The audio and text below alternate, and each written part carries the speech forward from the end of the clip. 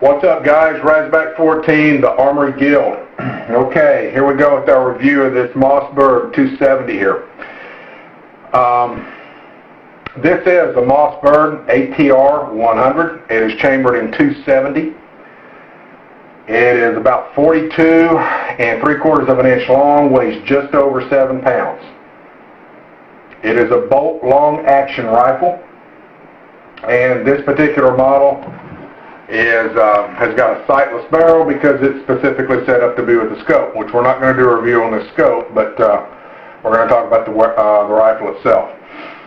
About 25 years ago, when I bought my Ruger Mini 14, that rifle ran me about $278. Now, I got it chambered in 5.56. You could get it chambered in that, or specifically for 223, I got the 5.56. Because you can fire the 223s in it. And I don't even know if they offer that configuration anymore or not. They may not. I mean, I know they offer the 223, but I don't know if they offer it in 5.56 or not. Somebody knows, comment in and let us know. I don't have mine anymore. It's another one of those idiot-ass moves. I sold it like a dumb shit. But at any rate, at the time, at about $278, that was about the best deer rifle you could buy. Or it was one of the best for the money. I'm not saying it's the best deer rifle, but for the money, it was one of the best you could get. If you find one for less than $450 now, you got a hell of a deal, or it's used, because they're up there. This rifle, as it sits right now, minus the scope, in this area is about $300. And for $300, you could do one hell of a lot worse.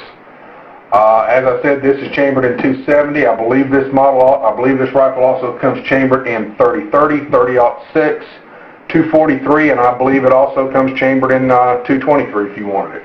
They all run about $300 in this area where I live now. And for $300, this is probably about the best medium game rifle you're going to find for the money. Now, you can find ones with more features and stuff like that, but I'm saying for $300, and you can get them with sights on the barrel. This one's, like I said, specifically set up for scope or a peep sight. You can do a lot worse. It's very, very good for the money. You drop a $70, $50, $60 scope on it for less than $400, you got a nice medium game rig. Okay. Now, this is not a $60 scope. This thing runs about $250, $300, but so this rifle, as it sits right here, is about $600, but you don't have to have that and do quite well with it. But like I said, we're not doing a review on the scope. Muzzle velocity for 270 depends upon manufacturer, just like about anything else. Like I said, it's a very good medium-sized game round. Generally, they come in anywhere between 130 grain and 150. You can get, there's a company, what the hell is it? Is it Barnes? Can't think of. I think there's a company named Barnes that makes, and it might be a reload that you actually have to do that's up to 180. But that's a pretty heavy grain for this caliber. So most people stick around about a 130 or 150. I fire 130 with it. A lot of people fire 130s to deer hunt with around here, and it's very effective.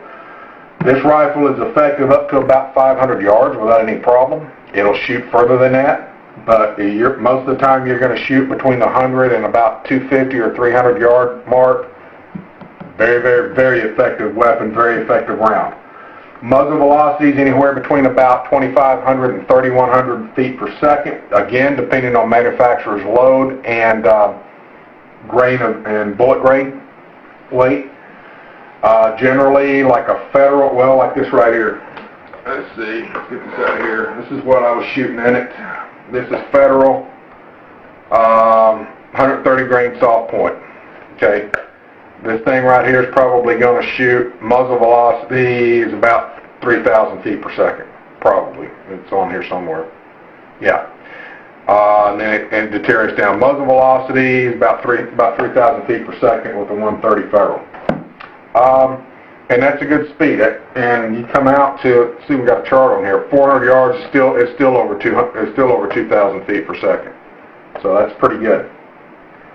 I would not hunt big game with it, like elk or moose or something. You can, it will drop it. There's no doubt. that caliber would drop it, but I would move up to a 30-30 or a 30-06, maybe a 308.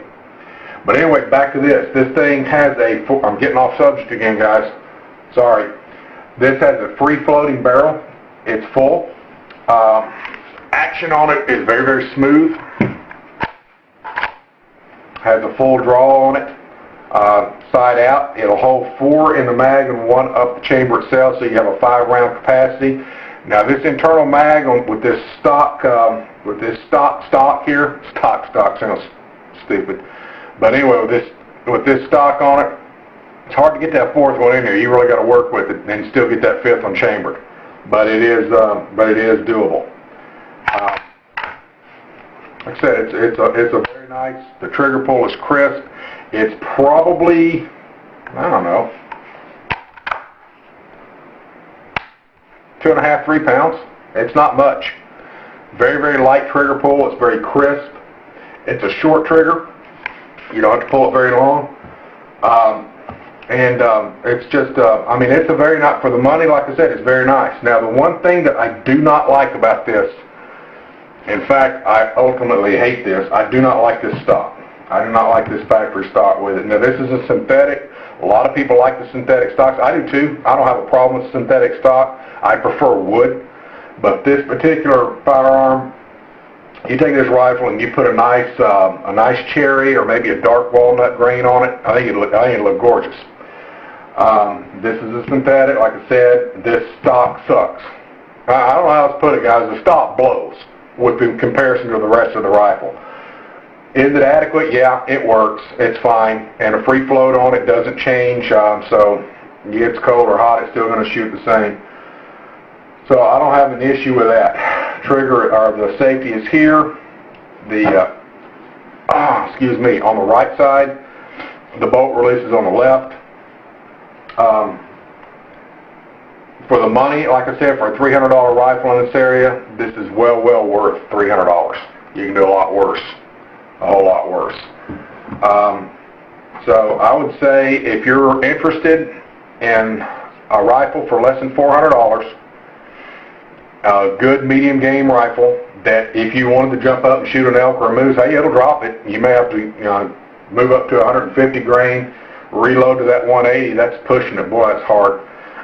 But 150 grain, you might have to drop more than one in it, but it'll drop it. I think it's a good hunting rifle. It's very, very good. It has a minimal kick to it because it is a bolt action.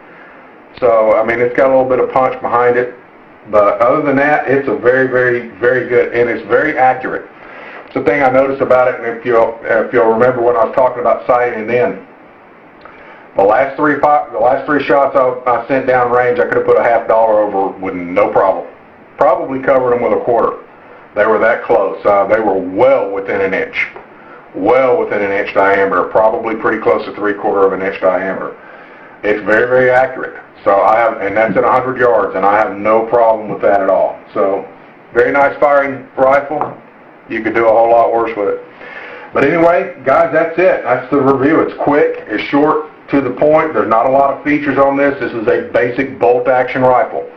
And it is, and for $300, it's a solid buy. Something you might want to look into. That's it. That's all I got. This Ride's Back 14, the Armory Guild. Later.